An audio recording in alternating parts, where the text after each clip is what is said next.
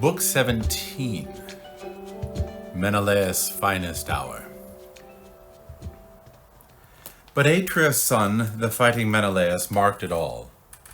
The Trojans killing Patroclus there in the brutal carnage, and crested now in his gleaming bronze gear, Atrides plowed through the front to stand astride the body, braced like a mother cow lowing over a calf, her firstborn, first labor pangs she'd felt. So the red-haired captain bestrode Patroclus now, shielding his corpse with spear and round buckler, burning to kill off any man who met him face to face. But Euphorbus, who hurled the lethal ashen spear, would not neglect his kill. Patroclus' handsome body. Halting close beside it, he taunted fighting Menelaus. "Back high and mighty, Atrides, captain of armies, back from the corpse and leave the bloody gear. I was the first Trojan, first of the famous allies, to spear Patroclus down in the last rough charge." But the red-haired captain fled back in anger. "Father Zeus, listen to this indecent, reckless bluster. Not even the leopard's fury makes the beast so proud. Not even the lions, not the murderous wild boars, the greatest pride of all, bursting the boar's chest. There's nothing next to the pride of Panthus' sons with their strong ashen spears. But no joy did even powerful Hyperenor, breaker of horses, get from his young strength when he scorned me, and stood up to me, reviling me as the weakest fighter in all Achaea's armies. Home he went, I'd say, but not on his own 2 feet, and brought no cheer to his loyal, loving wife and devoted parents. And you? I'll break your courage for you too if you try to take me on. Go back to your own rank and file, I tell you. Don't stand up against me, or you will meet your death. Even a fool learns something once it hits him." So he warned, but failed to shake Euphorbus, who shot right back. "Now high and mighty Atrides, now by heaven you pay in blood for the brother you laid low. You glory over it too, making his wife a widow lost in the depths of their new bridal chamber, bringing his parents cursed tears and grief. But I could stop that wretched couple's pain if only I brought your head and bloody armor home and laid them in Panthus' arms, in lovely Phrontis' arms. We're wasting time. Our fight's unfought, untested. We'll see who stands his ground, who cuts and runs." And he stabbed Menelaus' round shield full center, not battering through, the bronze point bent back in the tough armor. But his turn next. Menelaus rose with a bronze lance and a prayer to Father Zeus, and lunging out at Euphorbus, just dropping back, pierced the pit of his throat, leaning into it hard, his whole arm's weight in the stroke to drive it home, and the point went slicing through the tender neck. He fell with a crash, armor ringing against his ribs, his locks like the Grace's locks splashed with blood. Still, braided tight with gold and silver clips pinched in like a wasp's waist. There he lay, like an olive slip a farmer rears to strength on a lonely hilltop, drenching it down with water. A fine young stripling tree, and the winds stir it softly, rustling from every side, and it bursts with silver shoots. Then suddenly, out of nowhere, a wind in gale force comes storming, rips it out of its trench, stretches it out on the earth. So Panthus' stripling son lay sprawled in death, Euphorbus, who hurled the strong ashen spear. Menelaus cut him down, stripping off his armor. Menelaus, fierce as a mountain lion, sure of his power, seizing the choicest head from a good grazing herd, first he cracks its neck, clamped in his huge jaws, mauling the kill, then down in gulps he bolts it. Blood and guts, and around him dogs and shepherds raise a fierce din, but they keep their distance, lacking nerve to go in and take the lion on. The fear that grips their spirit makes them blanch. So now, not a single Trojan fighter had the spine to go and face Atrides, tensing in all his strength. Then and there Menelaus might have stripped Euphorbus and swept the Trojans' glittering armor off with ease, if Apollo had not grudged him all that glory, rousing Hector against him, swift as Ares. Taking a man's shape, the Caconus Captain Mentes, Apollo spurred him on with winged orders. Hector, you're chasing the wild wind, fiery Achilles' team. They're hard for mortal men to curb and drive. But for Achilles. His mother is immortal.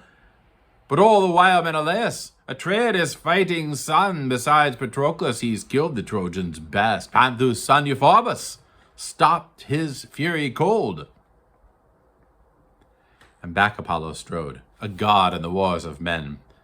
But grief bore down on Hector, packing his dark heart as he scanned the battle lines and saw the worst at once.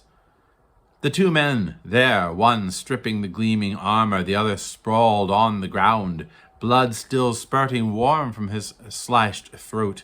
Down the front he charged, crested in flashing bronze, Hector loosing a savage cry and flaring on like fire, like the god of fire, the blaze that never dies. And the cry pierced Menelaus, deeply torn now as he probed his own great heart. What can I do? If I leave this splendid gear and desert Patroclus, who fell here fighting all to redeem my honor, won't any comrade curse me, seeing me break away? But if I should take on Hector and Hector's Trojans alone and in single combat trying to save my pride, won't they encircle me, one against so many? This flashing Hector has all Troy at his back. But why debate, my friend? Why thrash things out? When you fight a man against the will of the gods, a man they have sworn to honor, then look out. A heavy wave of ruin's about to overwhelm you. Surely no Achaean will curse me, seeing me now giving ground to Hector. Since fighting Hector's flanked by God Almighty. If only I knew where Ajax could be found. That man with his ringing war cry. We two together would go back to the melee, calling up our fury, even fight in the teeth of every god on high and haul the body back to Achilles somehow. Things are bad, but that would be the best. Working it out, his heart racing as on they came, waves of Trojan soldiers, and Hector led them in. And Atreides gave ground. He left the corpse, but kept on turning round to face an attack. Like a great bearded lion, the dogs in field hands drive back from the folds with spears and sharp cries, and the brave battling heart in his chest freezes tight, and the big cat, all reluctance, pulls back from the sheds. So the red-haired captain backed away from Patroclus' corpse, but wheeled at bay when he reached his waiting allies, glancing round and round for Ajax's massive hulk. All at once, on the left flank he marked him, spurring companions, urging them to fight, for Phoebus had filled each man with quaking fear. Atreides went on the run and reached him, shouting, "Ajax, hurry, my friend, this way, fight for dead Patroclus. At least we could bring his body back to Achilles, stripped as Patroclus is, but not Achilles' armor. Hector with that flashing helmet has seized it all." So he roused the fury in battling Ajax's heart, and down the front he stalked with the red-haired king. Hector, tearing the famous armor off Patroclus, tugged hard at the corpse, mad to hack the head from the neck with bronze and drag the trunk away to glut the dogs of Troy. But in charged Ajax, shield like a tower before him, and Hector, falling back on a crowd of comrades, leapt to his chariot, flinging the burnished gear to his waiting troops to haul away to Troy, trophies to be his own enormous glory. But Ajax, shielding Patroclus round with his broad buckler, stood fast now like a lion cornered round his young when hunters cross him, leading his cubs through woods. He ramps in all the pride of his power, bristling strength, the heavy folds of his forehead frowning down his eyes. So Ajax stood his ground over brave Patroclus now, the fighting Atreides right beside him, standing fast, his grief mounting every waiting moment. But Glaucus, Hippolochus' son and lord of Lycia's forces, now scowled at Hector, lashing out at him. "Hector, our prince of beauty, in battle all a shame. That empty glory of yours a runner's glory, a scurrying girls at that. Now you had better plan how to save your city, you alone and your native troopers born in Troy. Now not a single Lycian goes to fight the Argives, not to save your Troy. What lasting thanks for us, for warring with your enemies on and on no end? What hope has the common soldier in your ranks to be saved by you, Hector, your heart of iron? If you could quit Sarpedon, our guest and friend in arms, abandoned there as carrion fit for the Argive maws, think what a staunch support Sarpedon was to you, and to all Troy while the man was still alive. Now you lack the daring to save him from the dogs. So now, if any Lycian troops will obey my orders, home we go, and headlong death can come and topple Troy. If the Trojans had that courage, unswerving courage that fires men who fight for their own country, baiting their enemies down in war and struggle, then we could drag Patroclus back to Troy at once. If we could haul him from battle, dead as he is, and lodge him behind King Priam's looming walls, our enemies would release Sarpedon's gear at once, and then we could bring his body back to Troy. For the man we cut down here was a loyal friend of Prince Achilles, for the greatest among the Argive ships, and at his command go rugged fighters hand to hand. But you, with enemy war cries ringing in your ears, you lack the nerve to go up against great Ajax, that fierce heart to look him straight in the eye and fight the man head on? He's a better man than you.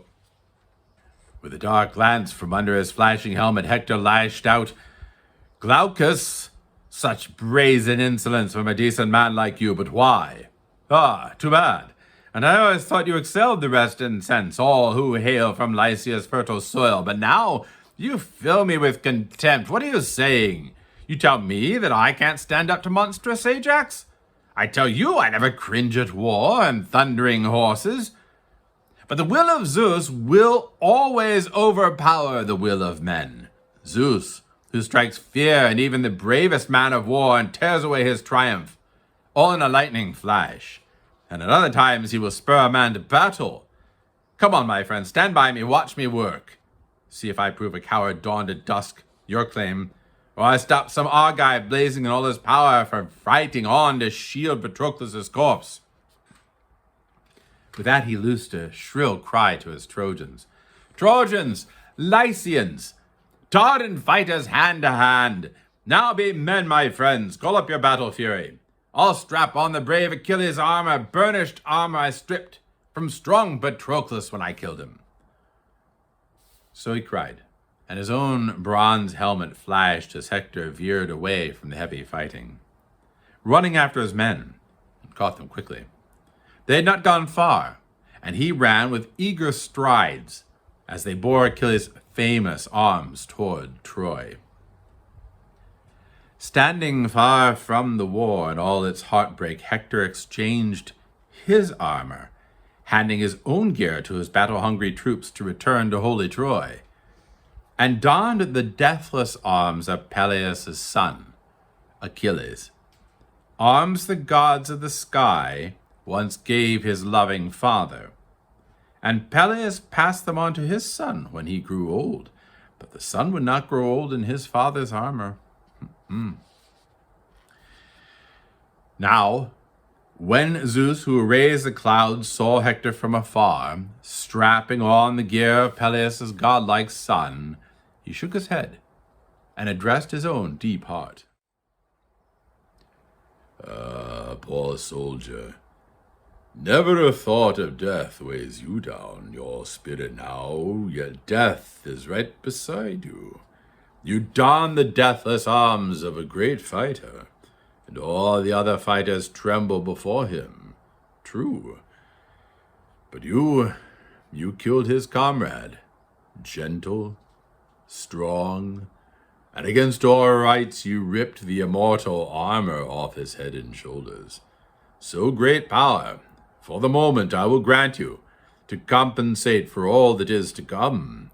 Never again will you return from battle, Hector, nor will Andromache take that famous armor, Achilles' deathless armor, from your hands. So he decreed, and the son of Cronos bowed his craggy dark brows. Zeus fitted the armor tightly on Hector's body, and Ares surged in his heart with awesome force. filling his limbs with power and fighting strength. And on he strode amidst his illustrious Trojan allies, calling out with wild cries, now flashing before them all in the gleaming battle gear of great-hearted Achilles. He ranged their ranks, inspiriting every captain, commanding Mesthles, Glaucus, Medon, Thersilochus, Asteropaeus, Disenor, Hopothoos, Phorcus, Chromius, and Almus too, who could read the flight of birds. Hector drove them on with winging words. Hear me, numberless tribes of allies living round our borders. I neither sought nor needed enormous hordes of men that day I called you here, each from your own city. What I needed was men to shield our helpless children, fighting men to defend our Trojan women, all out against these savage Argives. That goal in mind, I bleed my own people for gifts and food, so I can build your courage, each and every man. So now, each of you, turn straight for the enemy, live or die. That is the lovely give and take of war. That man who drags Patroclus back to Trojan charioteers, dead as Patroclus is, and makes great Ajax yield, to him I will give 1/2 the bloody spoils, keep half for myself. His glory will equal mine. A strong vow. And they bore straight down on the Argives, full force, shaking their spears, their hearts fired with hopes of dragging Patroclus' body out from under Ajax. Fools. Over the corpse, he'd cut down crowds of men, though now at this point Ajax warned Menelaus, lord of the battle cry, Old friend, my prince, I lose hope that we alone on our own power can make it back from the fighting. I not only fear our comrade's body, Patroclus will glut the dogs and birds of Troy all too soon, but I fear for my own head, for my own life, and yours too, Menelaus. Look at this cloud of war that blots out all the field, this Hector, this headlong death that stares us in the face. Quick, call to the chiefs, if one can hear you now. At that, the prince of the battle cry complied with a high piercing shout that reached all troops. Friends, lords of the Argives, O my captains, all who join the Atridae, Agamemnon and Menelaus, who drink wine at the king's expense and hold command of your own troops, your rank and fame with Zeus. Impossible now to pick you out, my captains, man by man. The battle blazes up so wildly. Forward, each on his own. You'll die of shame if the dogs of Ilium make Patroclus ripping sport. And the quick Oilean Ajax heard him clearly, first on the run along the fighting front to meet him. Idomeneus after him, and Idomeneus' good aid Meriones, a match for the butcher god of war.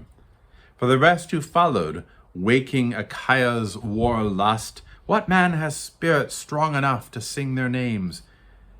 Down in a mass the Trojans pounded. Hector led them in, charging in as a heavy surf roars in against the river's mouth, swelled with rains from Zeus, and on either side the jutting headlands bellow back at the booming sea with matching thunder.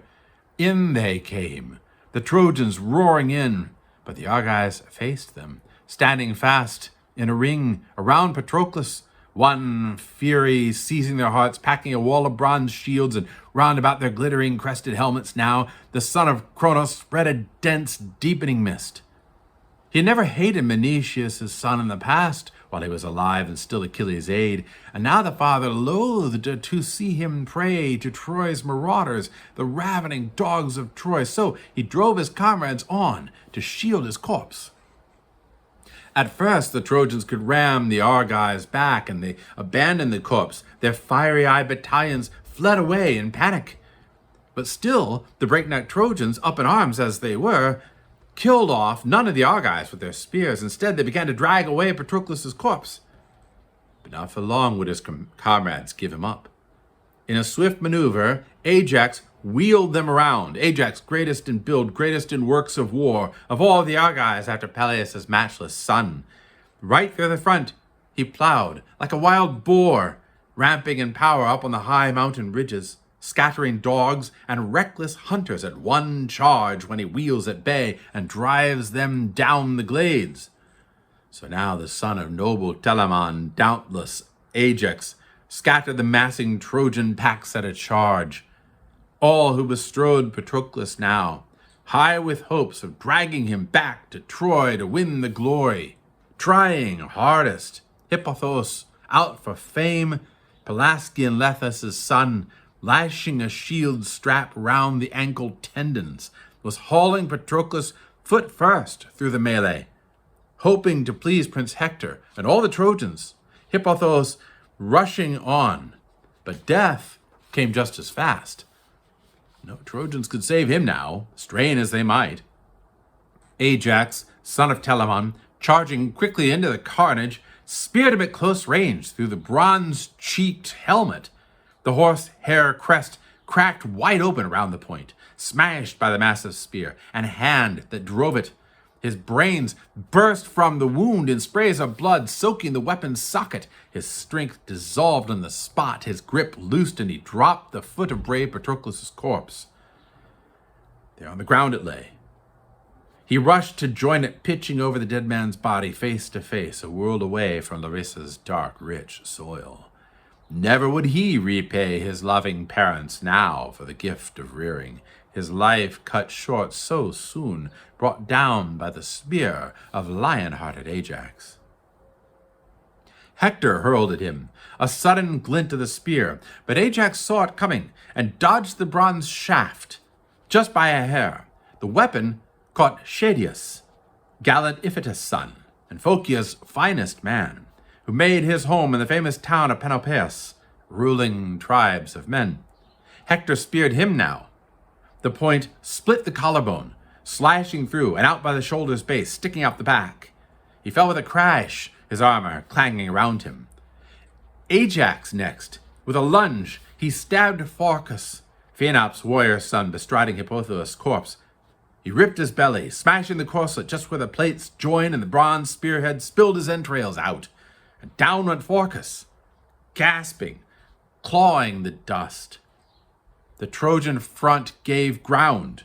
Glorious Hector too, and the Argives yelled wildly, dragging the bodies, hauling Hippothous' corpse along with Phorcus's now, and tearing the bloody armor off their backs.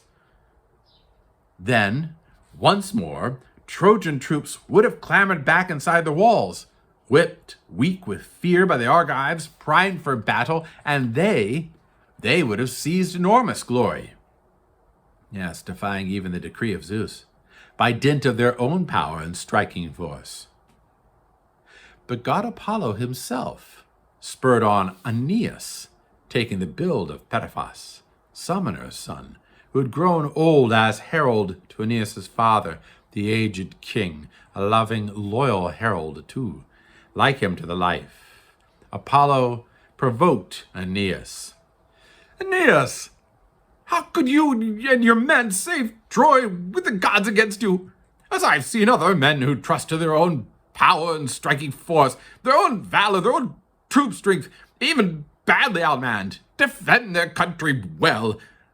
But Zeus is with us, here, decreeing triumph for us, not for the Argives now, but you're all frightened out of your minds. You can't fight." The deadly archer, Aeneas knew him at once, looking straight in his eyes, and the fighter loosed his rousing shout at Hector. "Hector, all you captains of Trojans, Trojan allies, a shame, what a shame!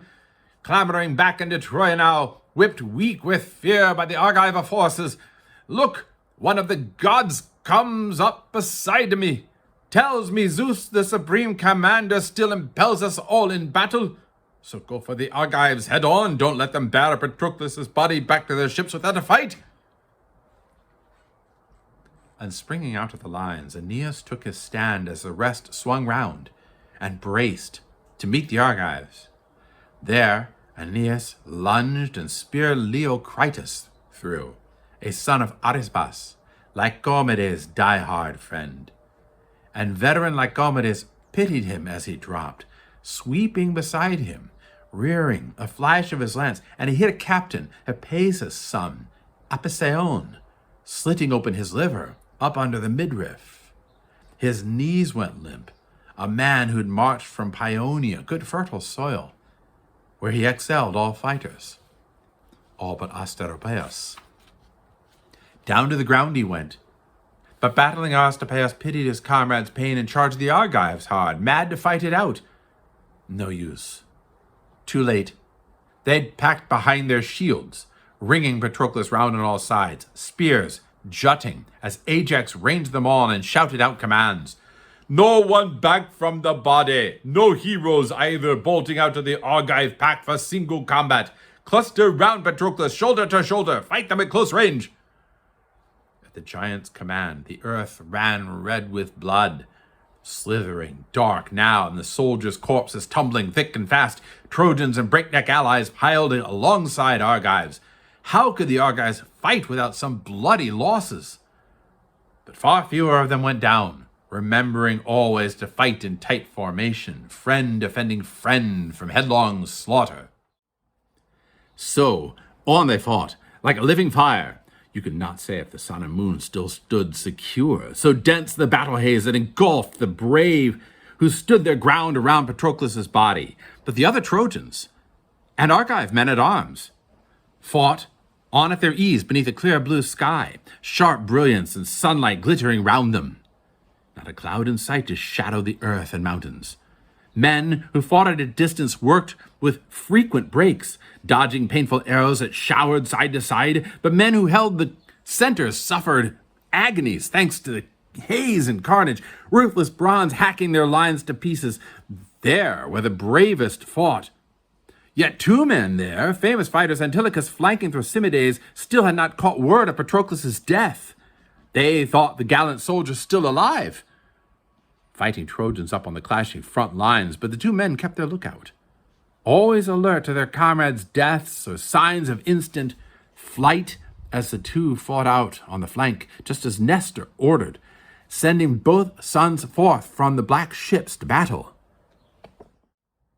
So, all day long for the men of war the fighting raged, grim and grueling, relentless, drenching labor, non-stop, and the knees, the shins, and feet that upheld each fighter, their hands, their eyes, ran with the sweat of struggle over the great runner Achilles' steadfast aid in arms, an enormous tug of war.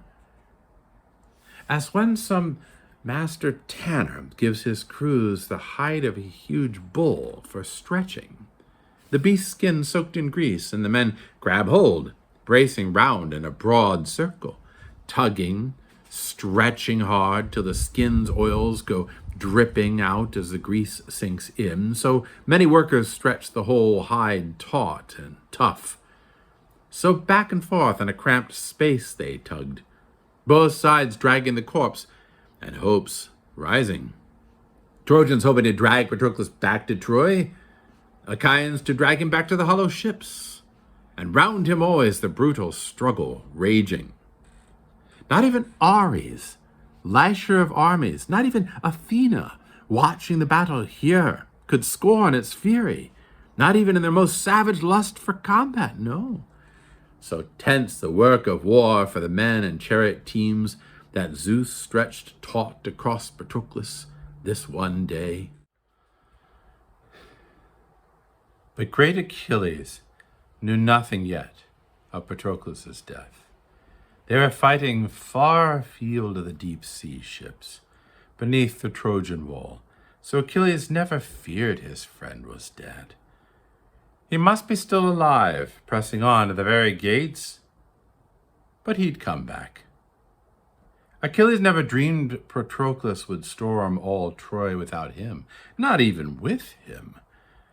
No, time and again his mother Thetis told him this was not to be. She told him alone, in secret, always bringing word of mighty Zeus's plans, but not this time. One thing she never told him, his own mother, what a terrible thing had taken place. His dearest friend in arms on earth lay dead. Over his corpse, no let-up. The fighters kept on thrusting whetted spears. locked in endless struggle, cutting each other down. And an Argive armed in bronze would call out, "Friends, our glory's gone if we fall back now on the ships. Let the black earth gape and take us all at once, here and now. Better for us that way by far, if we yield his corpse to the stallion-breaking Trojans, all to drag him back to Troy and win the glory." And a hardy Trojan would call on his side, "Friends, what if it's fated for us to die beside this body, all dead in a mass? Let no man quit the battle." So they would say, feeling comrades' courage.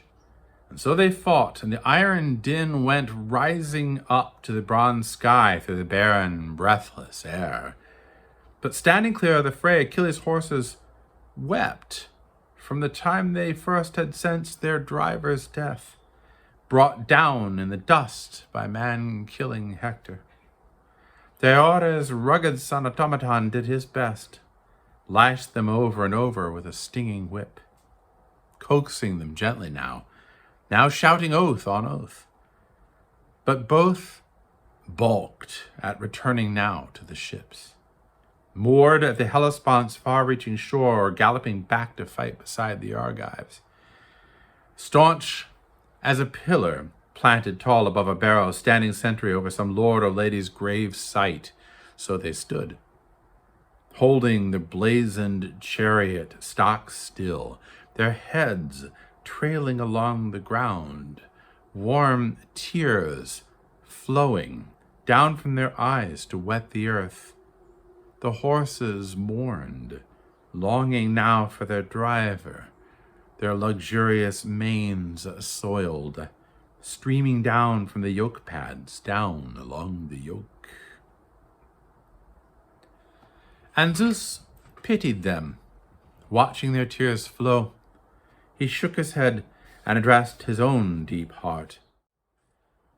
"Ah, poor creatures, why did we give you to King Peleus, a mortal, doomed to death? You immortal beasts who never age or die, so you can suffer the pains of wretched men?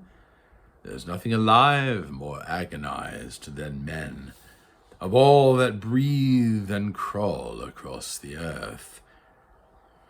But Hector, at least, will never ride behind you, you and your blazoned chariot. I will never permit it. What more does he want? The arms are enough for him. Priam's son with his empty, futile boasting. But I will fill your legs and hearts with strength so you can save Automedon. Bear him from the fighting, back to the fleet, for still I will give the Trojans glory, killing all the way to the benched ships, till the sun sinks and the blessed darkness sweeps across the earth." With that he breathed fresh fire in the team. They shook the dust from their manes and galloped off, speeding the fast chariot just where the armies clashed. Automedon fought as he rode, though grieving for his friend, swooping in with the team like a vulture after geese.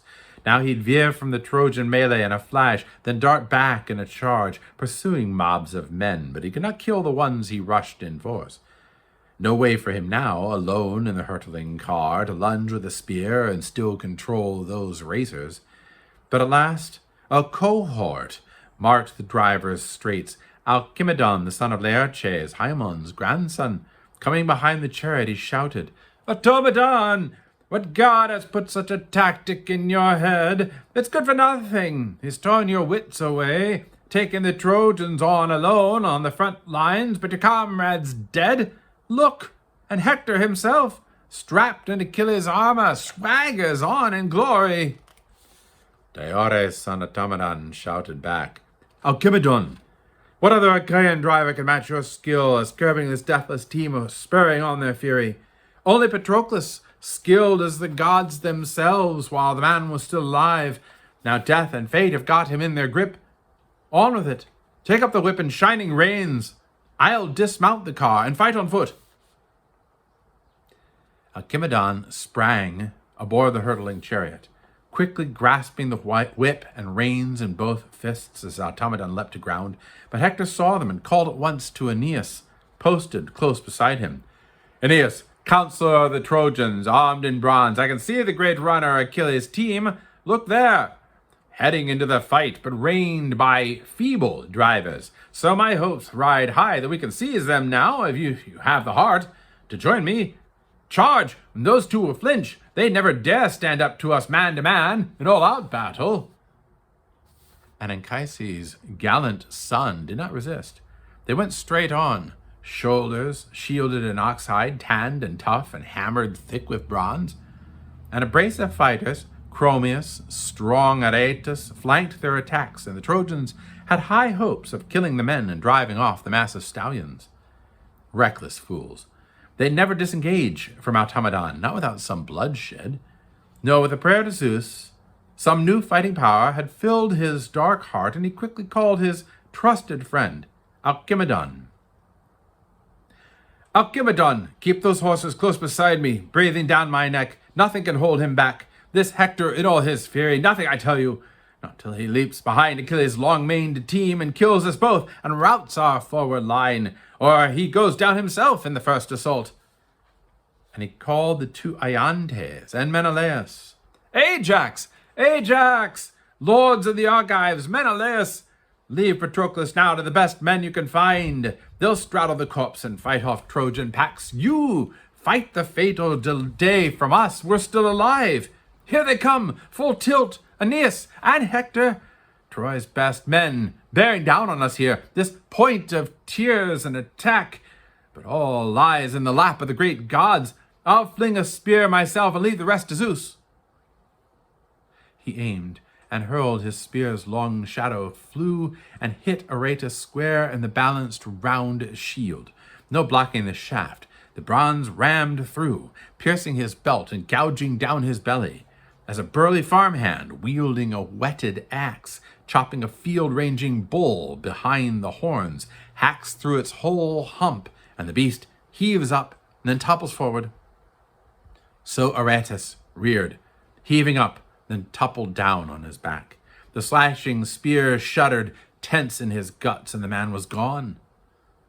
A flash of a lance, Hector hurled at Automedon, who kept his eyes right on him, dodged the bronze, ducking down with a quick lunge, and behind his back, the heavy spear shaft plunged and stuck in the earth, the butt end quivering into the air, till suddenly rugged Ares snuffed its fury out, dead still. Now they would have attacked with swords, close up, incensed, but the two Iantes drove a wedge between them, plowing through the press at their comrades' call. Cowering backward fast, the Trojans gave ground. Hector, Aeneas, and Chromius, noble prince, deserted Aretus there, his life torn out, sprawled on the spot. Automedon rushed in, wild as the god of war, to strip the armor off, shouting in savage exultation, "Now, by heaven, I've eased the grief of Patroclus' ghost a little, though a man I battered down was half as great as he." With that, he tossed the bloody gear in the chariot, climbed aboard with his hands and feet dripping gore like a lion that rends and bolts a bull. And now, again, the fight for Patroclus flared, stretched to the breaking point, mounting in tears, in fury, since Pallas fired their blood. Sweeping down from the heavens, sent by the Father, thundering far and wide to drive the Argives on, for now his mind had changed, at least for a moment. Yes, down like a lurid rainbow, Zeus ascends arching down to mortal men from the high skies, a sign of war or blizzard, to freeze the summer's warmth and put a halt to men's work on the face of the earth and hoary flocks. So shrouded round in a lurid cloud came Pallas now, and dove in the Argive ranks to fire up each man. And the first one she roused was Atreus' son, powerful Menelaus. He stood right at hand. She took the build and tireless voice of Phoenix. "Yours is the shame, Atrides. You will hang your head if under the walls of Troy the dogs in all their frenzy drag and maul proud Achilles' steadfast friend. Hold on full force, spur all our men to battle." The Lord of the War cry told the goddess quickly, "Phoenix, Father, good old soldier, if only Pallas would give me power and drive the weapons off me. Then I'd gladly stand and fight for Patroclus. My comrade's death has cut me to the quick, but Hector keeps his terrible fury blazing, keeps his bronze spear stabbing, and never stops the slaughter. Zeus hands him glory. Her great eyes afire, the goddess Pallas, thrilled that the man had prayed to her before all other gods. She put fresh strength in his back, spring in his knees, and filled his heart with a horsefly's raw daring. Brush it away from a man's flesh, and back it comes. Biting, attacking, crazed for sweet human blood. With such raw daring she filled his dark heart, and he bestrode Patroclus, flung a gleaming spear, and there was a Trojan, Aetion's son, called Podes, well-bred, wealthy, and Hector prized him most in all the realm, a first-rate drinking friend. As he sprang in flight, the red-haired captain hit him, splitting his belt, and bronze went ripping through his flesh, and down he went with a crash. Atrides hauled his corpse from under the Trojans toward his own massing friends. But Hector, Apollo stood by him and drove him on. Disguised as Phaenops, Asius' son Abydos born, dearest to Hector of all his foreign guests. Like him to the life, the deadly archer taunted. Hector, what a Chian will ever fear you now? Look how you cringe. In the face of Menelaus, no great fighter before this, a weakling, soft. He's gone and snatched a corpse from under our noses, single-handed. He's taken down your trusted comrade, brave in the front ranks, Podes, Aetion's son. A black cloud of grief came shrouding over Hector, but helmed in flashing bronze, he hurtled through the front. That very moment, the son of Cronos seized his storming shield, rippling and flaring bright, and shrouding Ida in dark clouds, loosed a bolt with a huge crack of thunder, shook the shield, gave the Trojans triumph, and routed fear-struck Argives. The first to beat retreat, a Boeotian, Menelaus, charging forward as always head-on until Polydamas speared his shoulder, just grazing its ridge, but grating a bone, he thrust at point-blank range. Close range too, Hector stabbed the wrist of Lytus, brave Electrion's son, and knocked him out of action. No hope left he could wield a spear against the Trojans, no more fighting now. Lytus looked round and ran, but as Hector rushed him, Idomeneus speared Hector, struck the plate on his chest beside the nipple. His long spear shaft splintered off at the head, and the Trojans shouted out. And Hector hurled at Idomeneus now aboard a chariot, missed by a hair, but he caught Meriones' aide and driver Coranus, one who'd come with his lord from rock-built Lyctus. Idomeneus had left the ships on foot that morning and would have offered the Trojans a fine triumph now if Coranus had not rushed to the rescue, lashed his team, and come like light to the king. He saved his life that day, but he quickly lost his own to man-killing Hector. Hector speared him under the jaw and ear, knocking teeth out, shattering roots and all, and split his tongue in half. He pitched from his car, the reins poured to the ground, and on-foot Meriones grabbed them up in his hands, shouting out at Idomeneus, "Whip them hard now, back to the fast ships. You see for yourself, no power left in the Argives." So Meriones yelled, and Idomeneus whipped the team, with their manes streaming back to the hollow ships. Fear seized the king at last. Lion-hearted Ajax and Menelaus were not blind. They saw Zeus turn the tide toward the Trojans. Telamonian Ajax voiced frustration first. "Dear God, enough! Any idiot boy could see how Father Zeus himself supports these Trojans. All their weapons land, no matter who flings them. Brave fighter or bad, Zeus guides them all to the mark. Ours are clatter to the ground. Wasted, harmless shots.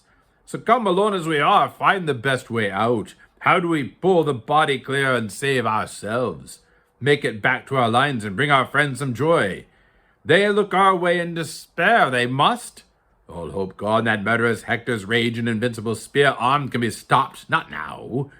He'll hurl himself against our blackened hulls. If only an aid could speed word to Achilles, I'm certain he has not heard the dreadful news that his dear friend lies dead. Wherever I look, no use. I cannot see the Achaean for the mission. Such swirling mist blots out the men and horses both. Oh, Father Zeus, draw our armies clear of the cloud. Give us a bright sky. Give us back our sight.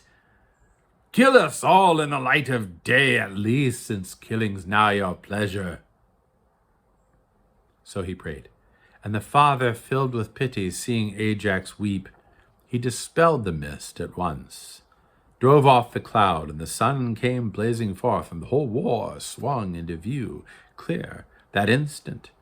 And Ajax called the lord of the war cry, Menelaus, "Look hard for Menelaus now, my royal friend. If you see him still alive, brave Nestor's son, tell him to run the news to great Achilles quickly. His dearest friend in arms on earth lies dead." And the lord of the battle cry could not refuse, but dragged his heels like a lion leaving sheepfolds, bone-weary from harrying hounds and field hands. They'll never let him tear the rich fat from the oxen.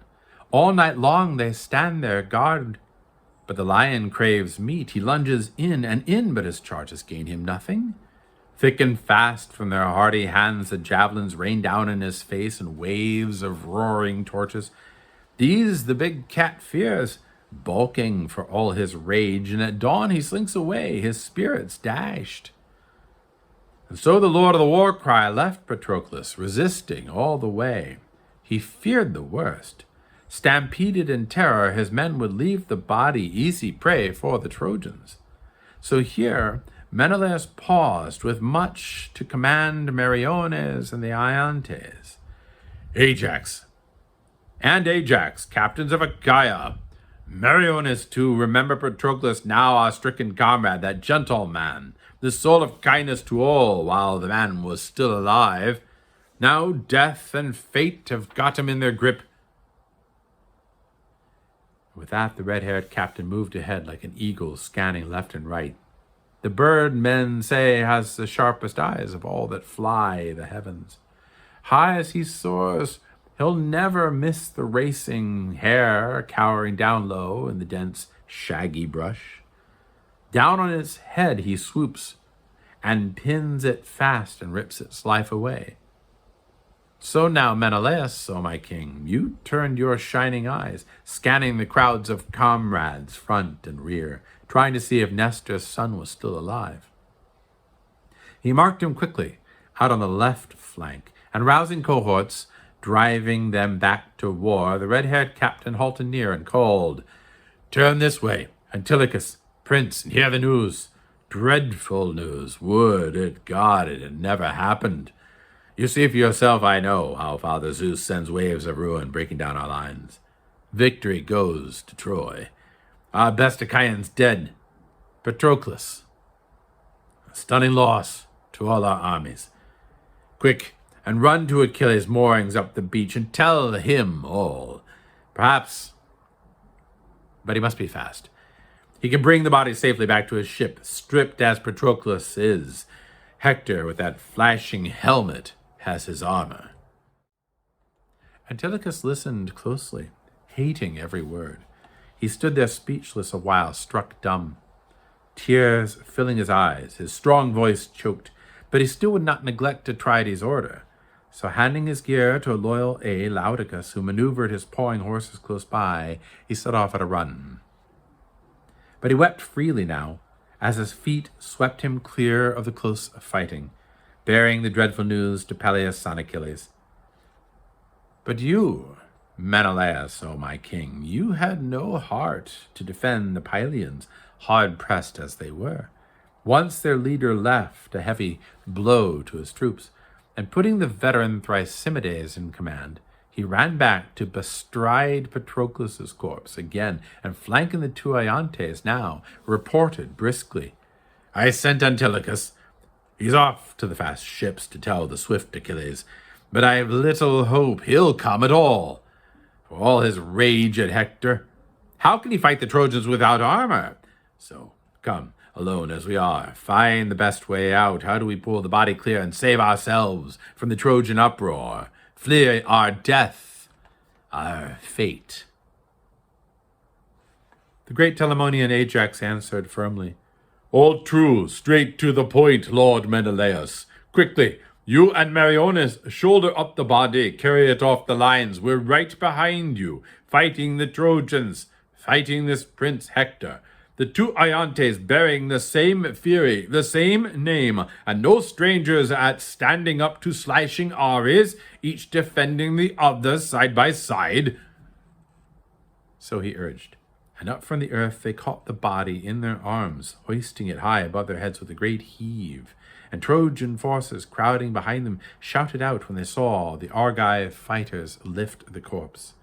They swept in like hounds that fling themselves at a wounded boar before young hunters reach him, darting in for a moment, keen to rip the boar apart till he wheels at bay, ramping into the pack with all his power, and the hounds cringe and bolt and scatter left and right. So the Trojans kept on pressing, squad on squad, stabbing away with swords and two-edged spears, till the two called Ajax wheeled against them hard to make a stand. And they turned white. None had nerve to charge forth now and fight it out for the corpse. So they labored to haul Patroclus from the war, back to the beaked ships as fighting flared behind them, wild as a flash fire, sprung out of nowhere, storming down on a teeming city, houses caving into the big blaze as gale winds whip it into a roaring conflagration. So rose the relentless din of horses and fighting men, breaking against them now as they struggled back to shore. Dead set as mules who put their backs in the labor, dragging down from the cliffs along a stony trail some roof beam or a heavy ship timber, slogging on till they nearly burst their hearts with sweat and labor. So they strained to carry off the corpse. Right behind them, the two Iantes held the Trojans off as a wooded, rocky ridge stretched out across an entire plain holds back a flood, fighting off the killer tides of the mounting rivers, beating them all back to swamp the lowland flats. None of their pounding waves can make a breakthrough.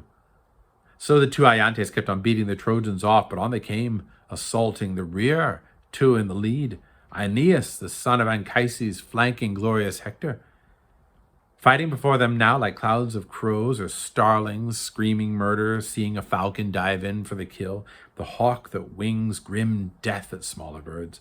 So pursued by Aeneas and Hector, Argive fighters raced, screaming death cries, lust for battle lost, and masses of fine armor littered both sides of the trench as the Argives fled in fear. No halting in the fighting, not now.